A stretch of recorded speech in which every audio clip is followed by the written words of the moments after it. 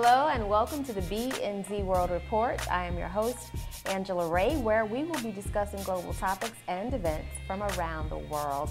Our first story comes to us from the Kansas City Star. It is official. Sonia Sotomayor was declared the 111th U.S. Supreme Court on Saturday, also becoming the nation's first Hispanic U.S. justice. Sotomayor, who is 55, is also only the third female to sit on the nation's highest court. President Barack Obama nominated Sotomayor in June to replace David Souter, who said after 19 years on the court, he was going to retire to his native New Hampshire. We wish U.S. Justice Sotomayor the best of luck.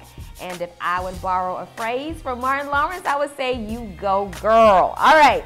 CNN.com is where our next story comes from. 40 inmates from a California prison were injured in a riot. Imagine that, a riot in a prison. And according to CNN.com, these 40 inmates were injured. The prison located in Chino, California, which is about 35 miles east of Los Angeles, also experienced a similar riot in December of 2006.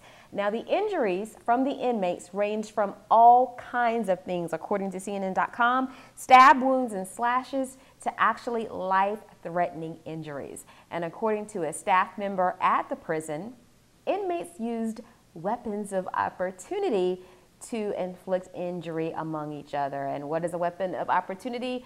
Broken glass that they found during the actual riot. All right, so are you ready for some football? I know that I am ready for some football. By the way, I guess I will put this personal note in there. Anyone from the Carolina Panthers, you want Brand News to come cover your event, hit me up at angela@brandnews.com. We'll be glad to come and check out Steve Smith along with Julius Peppers and the rest of the Carolina Panthers team. But we know that preseason is upon us, and one of football's greats is planning to join the game or rejoin the game again.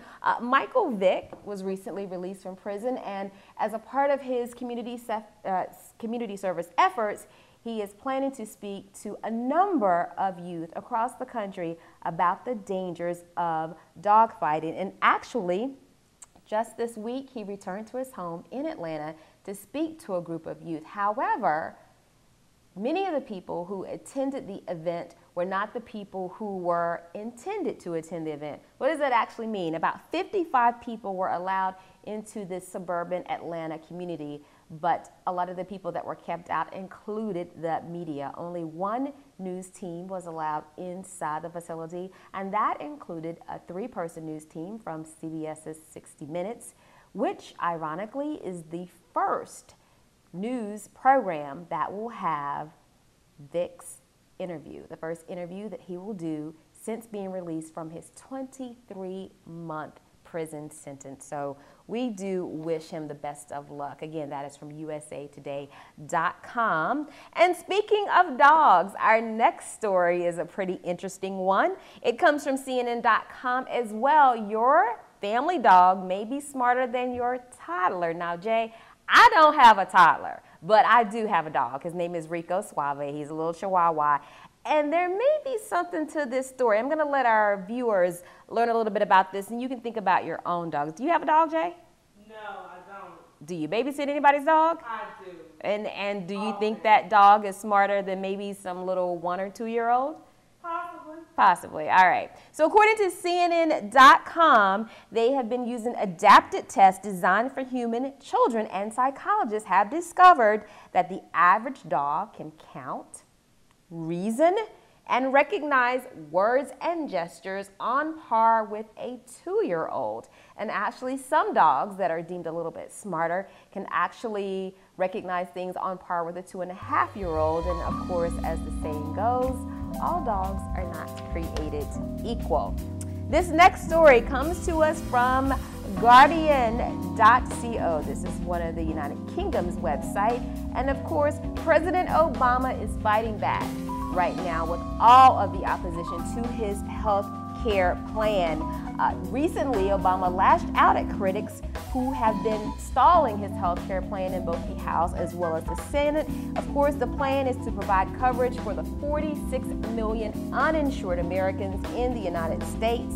And unfortunately, our first African-American president is suffering somewhat in terms of his popularity. In fact, one university poll shows that his approval rating is about 50%, and according to a CNN poll, this steady decline has his approval rating at about 56%.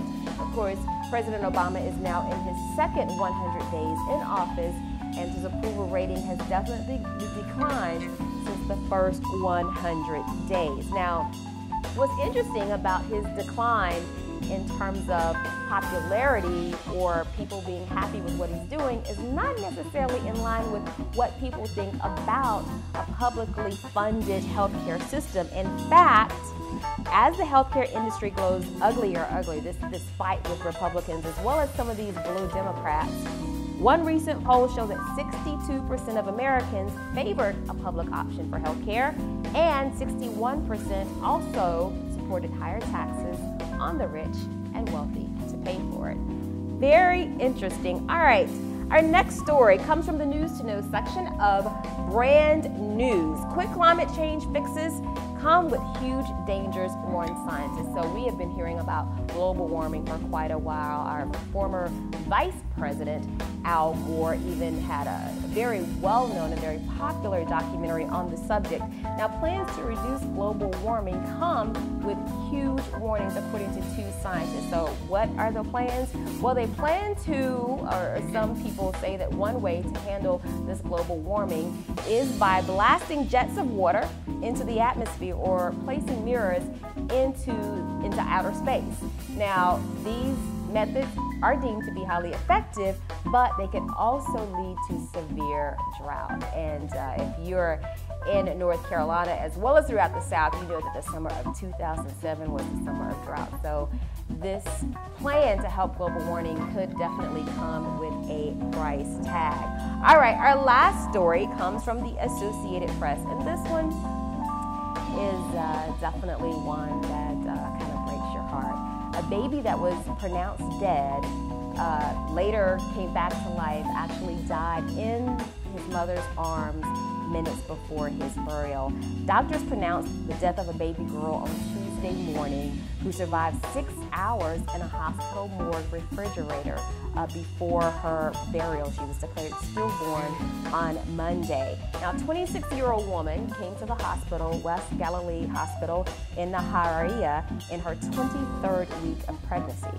The doctors said that the fetus had no pulse. The baby was pronounced dead and taken to the hospital morgue. Well, when the baby was brought back out to the mother just in time for the burial, the mother noticed that the baby was moving on her own and breathing on her own. And so, unfortunately, the mother grabbed the baby up in her arms, but the baby later died and was indeed buried. So obviously, this family definitely has some issues with the hospital staff, and I'm sure there may be more on this story. This story was pulled from the Associated Press, but it's featured on News to Know, on our News to Know section on the Brand Newz website. So for more on this developing story, stay tuned to News to Know. That's it for this week's edition of the BNz World Report. Again, for more news that you can use 24 hours a day, you can visit the News to Know section on our website at brandnewz.com. And if you love great music just like I do, you can also check out our music box section. If you have an idea for a great story, be sure to email me at angela@brandnewz.com. Make it a great week.